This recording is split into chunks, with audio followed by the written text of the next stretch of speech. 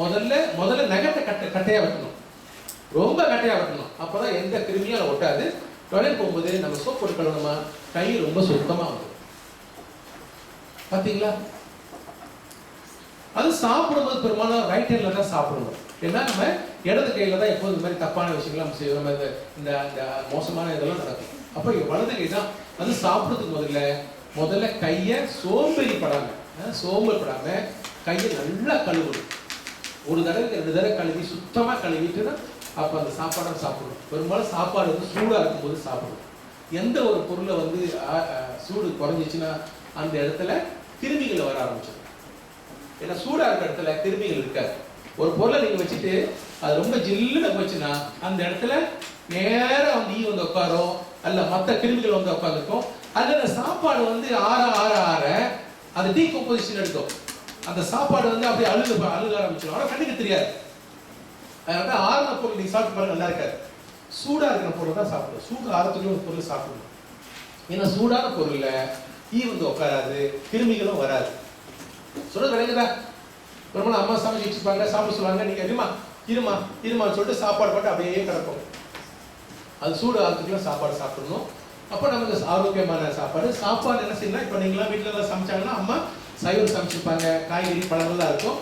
ஆனால் சாப்பிட்றதே கிடையாது. இறைச்சியை மட்டும் வச்சுக்கிறது, வெறும் சோறு இறைச்சி. டீச்சர் உங்களுக்கு மோரல்லாம் சொல்லி கொடுத்துருப்பாங்க, காய்கறிகள் நிறைய சாப்பிடணும். ஏன்னா படிக்கிற பிள்ளைங்களுக்கு உடம்புல தடுப்பு சக்தி வந்து நம்ம தாது பொருட்கள்லாம் வைட்டமின்ஸ் வழியாக தான் வருது, மினரல்ஸ் வழியாக வருது. இதெல்லாம் நமக்கு எங்கிருந்து வருதுன்னா சாப்பாடுல இருந்து வருது, மரக்கறியில இருந்து, காய்கறிகள் இருந்து வருது. பச்சை காய்கறி நிறைய சாப்பிடணும். நமக்கு வாய்க்கு ருசியா இருக்காது, ஆனா இந்த உடம்புக்கு அது ரொம்ப முக்கியம். சாப்பிடலாமா? அது மட்டும் இல்ல, நிறைய காய்கறிகள், பச்சை காய்கறி இருக்கா இல்லையா? கேரட் அம்மா வாங்கிப்பாங்க, அதை ஃப்ரிட்ஜ்ல இருக்கு, கேரட் சாப்பிடலாம். டொமேட்டோ இருக்கா இல்லையா? தக்காளி பழம். யாருக்கு ரொம்ப அழகா இருக்குன்னு ஆசைப்படுறீங்க? உங்களுடைய கண்ணு, உங்களுடைய முகம்லாம் வந்து அப்படியே தக்காளி பழம் மாதிரி இருக்குன்னு ஆசைப்படுறீங்களா? அப்ப நீங்க தக்காளி பழத்தை நிறைய சாப்பிடுங்க, வைட்டமின் சி அதிகமா இருக்கு. எப்போதும் இளைஞா இருக்கு ஆசைப்படுறீங்களா? மூஞ்சி கவரிச்ச, முகம் கவரிச்சா ஆசைப்படுறீங்களா? தக்காளி பழம் நிறைய சாப்பிடுங்க. பச்சையா அப்படியே கல்லெல்லாம் கழுவிட்டு, சில தக்காளி பழம் சமயத்தில் கெமிக்கல்லாம் போட்டு வச்சிருப்பாங்க. நீங்க என்ன சவுக்காரம் கொடுக்கணும், அதை கழுவலாம். அல்லது உப்பு தண்ணியில் அலசி அந்த தக்காளி பழத்தை நீங்க பச்சையா சாப்பிடலாம். டீ பார்க்கும் போதும் சரி, நீங்க தக்காளி பழத்தை ஒரு நாளைக்கு 1 சாப்பிட்டா போதும். அப்போ கேரட் அப்படிதான், நல்லா மென்று சாப்பிடும் பொழுது, அப்புறம் தீமூன் இருக்கா இல்லையா, வெள்ளரிக்காய், அதை நல்லா மென்று நல்லா சாப்பிடும் பொழுது, சமயத்தில் நம்ம பல் துளக்கும் போது டூத் பிரஷ் இருக்கா இல்லையா, அது கூட சில இடங்கள்ல போய் பல்ல ஒழுங்கா துளக்காது. அப்ப என்ன செய்யலாம்? அந்த மாதிரி காய்கறிகளை சாப்பிடும்போது, பச்சையா சாப்பிடும் பொழுது, அது நறு கடிக்கும் போது அது என்ன செய்யுதுன்னா அந்த உள்ளுக்குள்ள கிருமிகள் எல்லாம், பாக்டீரியா எல்லாம் அந்த கடிக்கும் பொழுது வெளியே வருது. அப்புறம் உங்களோட பல் எப்போதும் சுத்தமா இருக்கும், ஃப்ரெஷ்ஷா இருக்கும், வெள்ளையா இருக்கும். எந்த ஒரு ஸ்டே நம்ம தேத்தி டீ குடிக்கிறீங்களா இல்லையா, அடிக்கடி குடிக்கும் போது அந்த டீயோடைய அந்த கரை வந்து பல்ல நிரந்தரமா ஒட்டிக்கும். காஃபி குடிச்சலாம் இருக்கலாம்.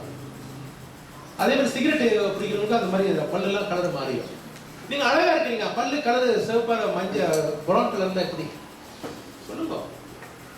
ரொம்ப பேருக்கு பிள்ளைங்களுக்கு பாத்தீங்கன்னா உங்களுக்கு பேசும்போது வாயை மூடிக்க பாத்தீங்களா? என்ன காரணம்? பல்லு விழுந்துருமா? இல்ல, பல்லு நீக்கிட்டு இருக்கோம். ஏன்னா ரொம்ப பேருக்கு தெரியாது, சமயத்தில் இந்த நாக்கால இந்த பல்ல வந்து தள்ளிக்கிட்டே இருப்பாங்க. பாத்தீங்களா? சில பேர் இந்த பல்லு வந்து அப்படி மேற்கொண்டு வந்துடும். ஆனா பிறக்கும் போது பல்லு கரெக்டா தான் இருந்துச்சு. ஆனா வளர பாத்தீங்கன்னா பல்லு வந்து தூக்கிட்டு இப்படி வந்துடும். ஏன்னா உள்ளுக்கு இருந்து பல்ல தள்ளிக்கிட்டே இருக்கு நாக்கால. ஏன்னா சின்ன வயசுல நீங்க தள்ளும் பொழுது அதெல்லாம் நம்மளுடைய அந்த எதிர் இருக்கா இல்லையா, அதெல்லாம் வந்து அப்படியே உங்களுக்கு விட்டு கொடுத்துரும். அப்ப அந்த பல்லு எல்லாம் முன்னுக்கு வந்துடும், பார்க்கறதுக்கு அசிங்கமா இருக்கும். வாயை முடிக்குங்க, அதுக்கு பிரேஸ்லெட் போடுறாங்க. பாத்தீங்களா? தேவையானதெல்லாம் உங்களுக்கு ஒரு தடவை அந்த மில்க் டீத் போச்சுன்னா, உங்களுக்கு வந்து அந்த பெர்மனன்ட் டீத் வரும்பொழுது, நிரந்தரமான பல்லு வரும்பொழுது, அந்த பல்லு வந்து ஒரு தடவை தான் வரும், மறுபடியும் விழுந்துச்சுன்னா கிடைக்காது. அதனால நீங்களாம் எல்லாம் சின்ன வயசா இருக்கிறீங்க, பல்ல வந்து நம்ம வந்து அதை வந்து பாதுகாக்கிறது ரொம்ப முக்கியம். பல்லு போச்சுன்னா சொல்லு போயின்னு சொல்லுவாங்க. உண்மையா இல்லையா? ஒருத்தவங்க பேசும்போது அவங்களுடைய வார்த்தை வந்து கண்ணீர் இருக்கணும். அப்பதான் நம்ம மேல நம்ம பேசும் மேல நமக்கு வந்து நம்பிக்கை வரும், தன்னம்பிக்கை வரும். அப்படிதான் ஐயா பேசும்போது இருக்கா? அப்ப அந்த பல்லுலாம் ரொம்ப முக்கியம். பல்லு துவக்கிறது ரொம்ப முக்கியம். இப்பெல்லாம் காலையில அம்மா எழுந்திரிச்சு டாய்லெட் போய் பல்லு எடுக்கனா போன மாதிரி வந்துடுவாங்க. பல்லுலாம் சில விளக்குறது கிடையாது. பல்லுலாம் மாவு மாதிரி இருக்கும். அல்லது அந்த மாதிரி பிரச்சனை உள்ளவங்க 6 மாசத்துக்கு ஒரு தடவை டாக்டர்கிட்ட போய் அப்பாவை கூட்டு சொல்லுங்க.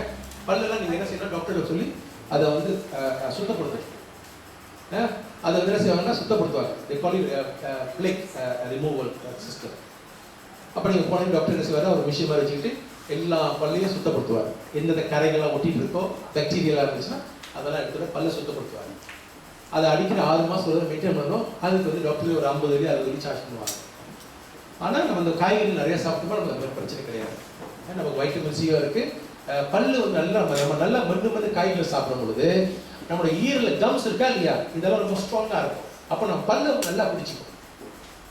அப்போ பல்லு வந்து சொத்தையாக விடாது. பல்லுக்கு எக்ஸசைஸ் எப்படி செய்யுது, அதை கழட்டி வச்சுட்டு ஏதாவது ஓட சொல்லலாமா? பல்லு ஓடுமா? பல்லுக்கு எப்படி எக்ஸசைஸ் பண்ணுறது? ஏதாவது கடிச்சுக்கிட்டு இருக்கணும், மஞ்சி, அப்போதான் பல்லுக்கு எக்ஸசைஸ். இதெல்லாம் ரொம்ப கவனிக்கிறது கிடையாது. கேட்டால் படிப்பு சில பேர் 9 எடுப்பான் 10 எடுப்பான், ஆனால் பல்லு இருக்காது. பார்த்துருக்கீங்களா? யூபிஎஸ்ஆர் எல்லாம் 5 6 10 எல்லாம் இருப்பார், ரொம்ப நல்லா படிப்பார், ஆனால் பல்லு ஒழுங்காக இருக்காரு. தேவையாதெல்லாம் அதுக்கு நமக்கு அழகு தான் முக்கியம், நம்முடைய ஆரோக்கியம் முக்கியம். பல்ல கரெக்டாக இருக்கணும். பல்லு ஒழுங்காக இருந்தால் சாப்பிட முடியாதுங்க, எதையும் மஞ்ச் பண்ணி சாப்பிட முடியாது.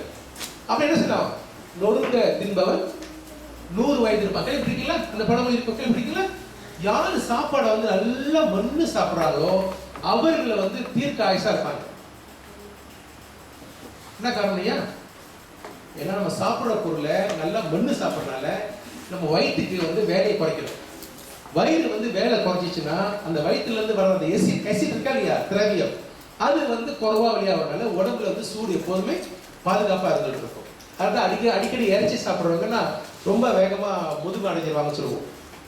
இறைச்சி அதிகமாக உள்ளுக்கு வயிற்று போடுச்சுன்னா உள்ளுக்கு அந்த திரவியம் இருக்கா இல்லையா, எசிட் அதிகமாக ஸ்டமக்ல இருந்து ஹைட்ரோக்ளோரிக் ஆசிட் அதிகமாக வர வர வர நம்முடைய உடம்புல இருந்து சூடு குறைஞ்சிடும். குறைஞ்ச பிறகு நம்ம முதுகு தட்டிடும் சொல்லுவோம். அதனால தான் இறைச்சி அதிகமாக சாப்பிட்றவங்களுக்கு இந்த ஒரு பிரச்சனை. அதே மாதிரி சைவமாக இருக்கிறவங்களுக்கு அந்த கிடையாது. அதனால தான் அவங்க ஒரு பசுமாடை அந்த காலத்துலலாம் வாங்க போனாங்கன்னா முதல்ல அந்த பசுமாட்டோட பல்ல தந்து பார்ப்பாங்க. பார்த்தீங்களா? உங்களுக்கு திரும்ப ஒரு பசுமாடு அம்மா மாடு வாங்க போனாங்க, அப்பா அந்த காலத்தில் அப்பா வாங்க போனா என்ன செய்வாரு, முதல்ல இந்த மாடு அழகா இருக்கு அப்படியே வாங்குவாரு. பாத்தீங்களா? யாருக்கு மாடு இருக்கா? ஏங்க பிளாட் வைக்க முடியாதா, லிப்ட்ல ஏற முடியாதா? ஐயோ அந்த காலத்துலலாம் பசுபால் குடிக்கிறதுக்கு நம்மலாம் ரொம்ப கஷ்டமா இருக்கும். ஆனால் மாட்டை வீட்டில் வச்சுக்குவோம், மாட்டை வளர்த்துட்டு இருப்போம். இப்பெல்லாம் நமக்கு சூப்பர் மார்க்கெட்ல போத்தல் வந்துருச்சு, பேக்கெட் வந்துருச்சா இல்லையா? அதான் காரணம். இல்லைன்னா பசுமாட்டை நம்ம லிப்ட்ல மேலே ஏற்றிடுவோம் இல்லையா? அந்த காலத்துல அப்படிதான் இருந்துச்சு. அந்த காலத்துல பசுமாடு வாங்குறது எப்படி போவாங்கன்னா, ஒரு மாடு நல்ல மாடு இல்லைன்னா எப்படி கண்டுபிடிக்கணும்னா மாட்டோட பல்ல பார்த்தா கண்டுபிடிப்பாங்க. மனுஷனுக்கு 32 பல்லு இருக்கிற மாதிரியும் ஒவ்வொரு மாடுக்கும் 32 பல்லு இருக்கணும். ஒரு மாட்டோட பல்லு அமைப்பும் மனிதனுடைய பல்லு அமைப்பும் கரெக்டா இருக்கும். நமக்கு பல்லு கீழே பல்லு எப்படி இருக்கும், மேப்பல்லு எப்படி இருக்கும், அதே மாதிரி தான் ஒரு மாட்டுக்கு இருக்கும். ஒரு மாடு வந்து நல்லா பல்லு நல்லா இருந்துச்சுன்னா நல்லா அசை போடுன்னு சொல்லுவாங்க. அப்போ பல்லு நல்லா இருந்துச்சு, நல்லா புல்லு மென்று சாப்பிட்றதுனால அந்த மாட்டோட ஆரோக்கியம் நல்லா இருக்குன்னு அர்த்தம். இப்போ நமக்கு பல்லுலாம் சொத்தையா போச்சு என்ன செய்வோம், பல்லாம் பிடிக்கிட்டாங்க டாக்டர். கடா பல்லு கிடையாது, முன்னுக்கு ஒரு பல்லு கிடையாது, இறைச்சி எப்படி கடிக்கிறது, எப்படி மண்ணு சாப்பிடுறது, அப்படியே வாய் அப்படியே அண்ணா கொண்டா மாதிரி அப்படியே கபக்கம்னு முழிக்க வேண்டித்தான். அண்ணா கொண்டா சாப்பிட்டு பார்த்துருக்கீங்களா? கொஞ்சம் கொஞ்சமாக மண்ணு மெதுவாக பையா சாப்பிடுமா, டபக்குன்னு உள்ளுக்கு போட்டுக்கோ. இப்போலாம் ரொம்ப பேர் அப்படிதான். இப்போ நான் சாப்பாடு ஏற்ப பண்ணிட்டா கேன்டீன்ல இருந்து, நீங்களாம் எப்படி சாப்பிட்டீங்கன்னா எடுத்து உடனே வாயை திறக்கிறது, உள்ளுக்கு கூட அண்ணா கொண்டா மாதிரி சாப்பிடுறது, எல்லாம் அண்ணா கொண்டா மாதிரி சாப்பிடுறது. KFC போறது, கோழி இருக்கும், எடுத்து வாயில கடிக்கிறது, மலாசா இருக்கா அப்படி உள்ள தள்ளி விட்டுருது. 2 கடி தான் கடிக்கிறது, 3ஆவதுலாம் உள்ளுக்கு போயிடும். இருக்கா மாதிரி எப்படி யாரு குரு கரெக்டா சொல்லிட்டாரு அப்படின்னு நினைக்கிறீங்களா? அதான் உண்மை. நம்ம எல்லாம் சாப்பிடும்பொழுது அண்ணா கொண்டா மாதிரி தான் சாப்பிடுவோம். நொறுங்க தின்பவன் 100 வயது இருப்பான்னா, நொறுங்கன்னா அது டிட் பீட்ஸ் அவங்களுடைய கோப்போ சொல்லலை, நொறுங்க சாப்பிட சொல்றாரு சொல்லிட்டு நீங்க போய் அந்த இந்த கோப்பெல்லாம் நிறைய சாப்பிட்றாதீங்க. நொறுங்கன்னா நல்லா மண்ணு சாப்பிட்றவங்க தீர்க்க ஆயுசா இருப்பாங்கன்னு சொல்லுவோம், நீண்ட நாள் இருப்பாங்கன்னு சொல்லுவோம். அப்ப நல்லா மண்ணு சாப்பிட்றதுக்கு நமக்கு முதல்ல முக்கியம் பல்லு நல்லா இருக்கிறதுக்கு பல் துளக்கணும். அந்த பல்லுக்கு நம்ம எக்ஸசைஸ் கொடுக்கணும், அந்த கம்ஸ்க்கெல்லாம் ரொம்ப முக்கியம்.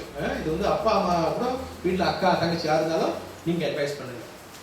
அக்கா அந்த மாதிரி செய்யுங்கக்கா, சொன்னாங்க அக்கா, பல்லு நல்லா கம்ஸ்லாம் நல்லா எக்ஸசைஸ் பண்ணா தான் பல்லு நல்லா ஸ்ட்ராங்கா இருக்கும். உங்களுக்கு தேவையா பல்லுலாம் போன பிறகு நீங்க அந்த பிளாஸ்டிக் பல்லு டென்ச்சர் செயற்கை பல்லு முக்கியமாமா, அது எவ்வளவு ஒரு பிரச்சனை தெரியுமா? செயற்கை பல்லு நீங்க பேசும்போது கூட கண்டுபிடிச்சலாம் செயற்கை பல்லு இருக்குன்னு, யாரும் கிட்டோட வர மாட்டாங்க. ஏன்னா செயற்கை பல்லு போடுறவங்களுக்கு வாய் துர்நாற்றம் அடிக்கும். ஏன்னா பிளாஸ்டிக் இறைச்சி பல்லு நீங்க பழத்தை சாப்பிட முடியாது, சாப்பிட்டதே பல்லு பிடிக்கிட்டு வந்துடும். தேவையா? பழம் சாப்பிட்றீங்க பல்லு வந்துருச்சியா? அதனால தயவு செய்து இது ரொம்ப சீரியஸா எடுத்துக்கோங்க. சின்ன வயசு உங்களுக்குலாம் இப்பதான் 12 வயசு, நீங்களாம் இந்த வயசுலேயே உங்களுடைய பல்லு நிரந்தரமான பல்லை இழக்கக்கூடாது. அது ரொம்ப முக்கியமான ஒரு இல்லை. அடுத்தது முடி. நீங்களாம் வந்து சமயத்தில் வேர்வையோடையோ குடிக்காம மாலாசா இருக்கனாலையும் சமயத்தில் அப்படியே போய் படுக்கிறனாலையும் நமக்கு அந்த அந்த பொடுகு இந்த பேன்லாம் வந்துடும். பேன்லாம் சொஞ்சிட்டு எப்படி படிக்கிறது முடியுமா? புத்தகத்தை முன்னுக்கு வச்சுட்டு போய் பார்த்தீங்கன்னா படிக்கும்போது தலை சொஞ்சிட்டு இருப்பான், அரிக்கும், அவ்வளோ அரிக்கும். எதையும் உடம்பு நம்ம தலையை வந்து சுத்தமாக வச்சுக்கிறது கிடையாது. கொஞ்சம் ஷெம்போ போட்டு நல்லா கழுவி சுத்தமாக நல்லா காஞ்ச பிறகு அப்புறம் தான் நம்ம மற்ற வேலையை பார்க்கணும். பெண்களாக இருக்கிறவங்க, பெரும்பாலும் பெண் பிள்ளையாக இருக்கிறவங்க தலை ஈரத்தோடு அப்படியே படுத்துது. அப்போ அந்த பொடுகு ஈரெலாம் தலையில் இருக்கும், அப்படியே வெளியில் ஓடிட்டு இருக்கும். அதுக்கு நமக்கு ரொம்ப சங்கடமாக இருக்கும், அருவருப்பாக இருக்கும். நமக்கு ரொம்ப ஒரு தாழ்வு மனப்பான்மை வந்துடும்.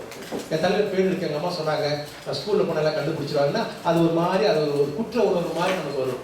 தேவையானலாம் அப்படி இருக்கலாம். அம்மா சொல்லுங்க, உலகத்தை சந்தோஷமா இருக்கணும், ரொம்ப சிறப்பாக இருக்கணும், யாருக்கும் எதுக்கும் பயப்படாமல் இருக்கணும். எதுக்கு தலையில் இருந்து பேர்லாம்? அம்மா என் தலையில் பேர் இருக்குமா, உடனே எடுங்க. நிறைய ஷாம்பூலாம் விற்கிது, ஸ்பெஷல் ஷாம்பூலாம் போட்டோமா அதெல்லாம் வெளியில் வந்துடும். அப்போ உடம்பு நம்ம தலை சுத்தமாக இருக்கு. நமக்கு வந்து ரொம்ப முக்கியம் தலையில் எண்ணெய் வைக்கணும். எல்லாரும் தலையில் எண்ணெய் வைக்கணும். தலையில் என்ன நம்ம வந்து அதிகமாக சிந்திக்கிறதுனாலையும் அதிகமாக மூளையை பயன்படுத்துறதுனாலையும் நமக்கு வந்து அதிகமாக தலையில் சூடு இருக்கிறதுனாலையும் அந்த குளிர்ச்சி தான் நம்முடைய தலையில் வைக்கிற எண்ணெய் தான், உச்ச தலையில் வைக்கிற எண்ணெய் தான் நமக்கு அந்த சூட்டை வந்து தனியே இருக்குது. இது ரொம்ப முக்கியமான ஒரு நிலை. ரொம்ப பேர் தலையில் வந்து சூடு இல்லாத டென்ஷன் ஆகி ரொம்ப என்ன செய்றாங்கன்னா படிக்க முடியாமல் போயிடும். நம்ம இதெல்லாம் எதுக்கு சொல்றோம்னா, நல்லா படிக்கிறதுக்கு இதெல்லாம் ரொம்ப முக்கியம்னு சொல்றோம். சுற்றுப்புறம், உடல் ஆரோக்கியம் ரொம்ப முக்கியம். அதே மாதிரி ஒவ்வொரு தடவை நீங்க குளிக்கும் போதும் சரி, எப்படி குளிக்கணும்? நல்லா சவக்காரம் போட்டு நல்லா தேய்ச்சி